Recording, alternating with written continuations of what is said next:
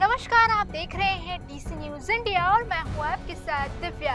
तो आप देख रहे हैं टॉप 10 बॉलीवुड, तो जिसमें हम आपको बताएंगे बॉलीवुड से जुड़ी 10 रोचक खबरें। तो आइए शुरुआत करते हैं टॉप 10 बॉलीवुड की ही मैन यानी धर्मेंद्र की खबर से। बॉलीवुड के ही मैन धर्मेंद्र 24 नवंबर को उनका निधन हो गया। उनके पीछे करोड़ों की संपत्ति और नए प्रॉपर्टीज बची हैं। उनके बच्चे सनी देओल, बॉबी देओल, हेमा मालिनी की बेटियां ईशा और आहना इन संपत्तियों के बंटवारे को लेकर चर्चा में बनी हुई है। हालांकि धर्मेंद्र ने अपने बचपन के नर्सरी गांव में 2.5 एकड़ की जमीन पहले ही चाचा के बच्चों को सौंप दी थी।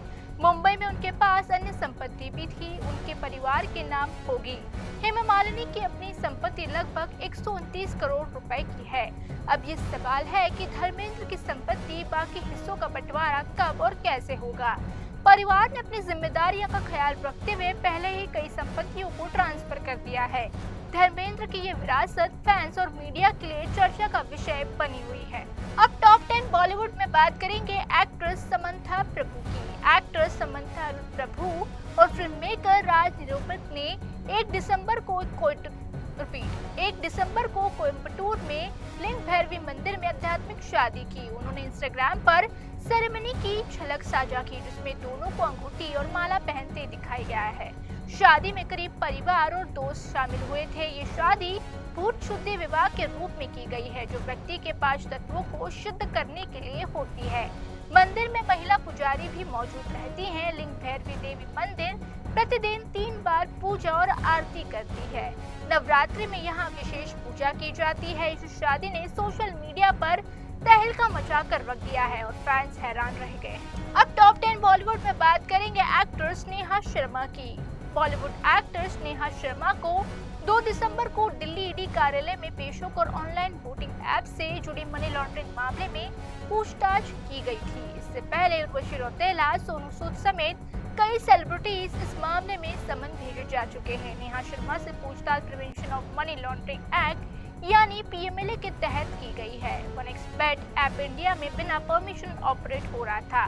इससे पहले क्रिकेटर शिखर धवन, सुरेश रैना की संपत्ति भी अटैच की जा चुकी है। मामले में कई इन्फ्लुएंसर से भी पूछताछ हो चुकी है। नेहा शर्मा के बयान रिकॉर्ड किए गए हैं और जांच एजेंसियां इस पर सख्त नजर बनाई हुई है। अब टॉप 10 बॉलीवुड में बात करेंगे अजय देवगन की। अजय देवगन की फिल्म दृश्यम 3 की शूटिंग जारी है, जबकि कुछ रिलीज डेट पहले ही तय की जा चुकी है। मलयालम वर्जन पहले दुनिया भर में रिलीज होगा और हिंदी वर्जन बाद में आएगा। फिल्म के थिएट्रिकल और डिजिटल राइट्स पैरामाउंट स्टूडियो को 350 करोड़ में खरीदे हैं। इस डील ने सलमान खान की बैटल ऑफ गलवान के रिकॉर्ड को पीछे छोड़ दिया है। फिल्म का रन टाइम 3 घंटे 30 मिनट से ज्यादा का होगा, जिसे बॉलीवुड की लंबी फिल्मों में शामिल करता है। फिल्में 2 भागों में रिलीज की जाएंगी। मेकर्स फिल्म ने कोई नुकसान नहीं चाहते। एडवांस बुकिंग ने फिल्म को शुरुआती हिट बनाने की उम्मीद बढ़ा दी है। अब टॉप 10 बॉलीवुड में बात करेंगे सलमान खान की upcoming battle of Galwan. Salman Khan की अपकमिंग बैटल ऑफ गलवान अगले साल रिलीज होने वाली है। जियो स्टूडियोज में फिल्म के सभी राइट्स 325 करोड़ में खरीदे गए हैं। इसमें थिएट्रिकल, डिजिटल, सैटेलाइट और म्यूजिक राइट्स भी शामिल है। फिल्म के निर्माण में बड़े बजट और प्रमोशन का ध्यान रखा गया है। मेकर्स ने हाई एंट्री सीन और एक्शन को प्रमुख बनाया है। फिल्म के लिए प्रमुख कलाकारों की कटिंग पूरी तरह से हो चुकी है। रिलीज डेट और मार्केटिंग रणनीति अंतिम दौर पर है। इस फिल्म का मुकाबला मलयालम की दृश्यम 3 से माना जा रहा है। अब टॉप 10 बॉलीवुड में बात करेंगे चर्चित शो बिग बॉस 19 की। बिग बॉस 19 में फिनाले से पहले अश्नूर कौर का अचानक इविक्शन हुआ है। उन्होंने एक इंटरव्यू में कहा कि इविक्शन गलत था। उन्होंने तानिया मित्तल, गौरव खन्ना और शहबाज बदेशा पर निशाना साधा। अश्नूर ने बताया कि टास्क में कंधे पर चोट लगने की वजह से नहीं कर पाए। उनका कहना था तानिया छोटी छोटी बातों को बड़ा बना देती है। अश्नूर ने कहा वो अब भी इविक्शन की प्रक्रिया को समझने की कोशिश कर रही हैं। घर में कोई ऐसी घटनाएं हुई जहां इविक्शन नहीं लिया गया। ये विवाद सोशल मीडिया पर खूब चर्चा का विषय बना हुआ है। टॉप 10 बॉलीवुड में अब बात करेंगे रणवीर सिंह की। रणवीर सिंह ने गोवा में IFI इवेंट के दौरान ऋषभ शेट्टी के एड की नकल करने पर माफी मांगी है। उन्होंने इंस्टाग्राम स्टोरी पर बयान जारी कर कहा उनका मकसद सिर्फ प्रदर्शन की तारीफ करना था। रणवीर ने कहा उन्होंने किसी भी भावनाओं को ठेस पहुंचाने का इरादा नहीं था। उन्होंने ऋषभ शेट्टी के काम की खूब सराहना की। इवेंट में रणवीर सिंह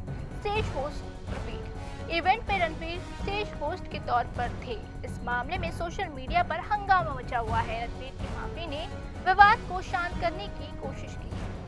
टॉप 10 बॉलीवुड में फिर बात करेंगे रणवीर सिंह की फिल्म धुरंधर की।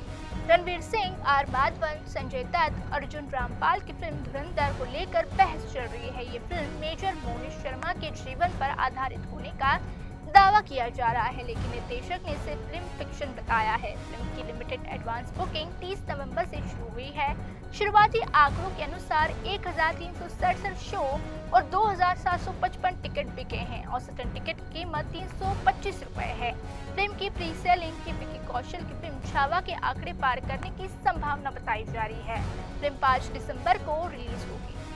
अब टॉप 10 बॉलीवुड में बात करेंगे कमल हसन की। कमल हसन ने केरल में आयोजित high art and literature festival में अपने संसद बनने पर भावुक प्रतिक्रिया दी। उन्होंने अपने माता पिता डी श्रीनिवासन अय्यंगर और राजलक्ष्मी को याद किया। कमल ने बताया, स्कूल ड्रॉप आउट होने के बावजूद उन्होंने अब सरकारी नौकरी में सफलता पाई है।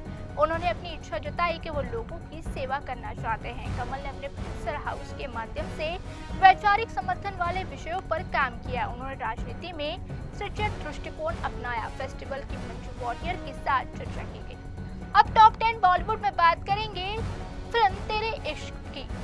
धनुष और कृति सेनन की फिल्म तेरे इश्क में बॉक्स ऑफिस पर धमाल मचा रही है। मुंबई के गेटी गैलेक्सी थिएटर में फैंस की भारी भीड़ जमा हुई। दोनों को फैंस से बचाते हुए देखा गया। फिल्म पहले दिन 16.50 करोड़ रुपए की कमाई की। ये धनुष की हिंदी फिल्मों में सबसे बड़ी ओपनिंग साबित हुई। फिल्म का निर्माण गुलशन कुमार टी सीरीज और कलर येलो प्रोडक्शन ने किया है। कहानी शंकर और मुक्ति के प्यार की भावनात्मक यात्रा पर आधारित है।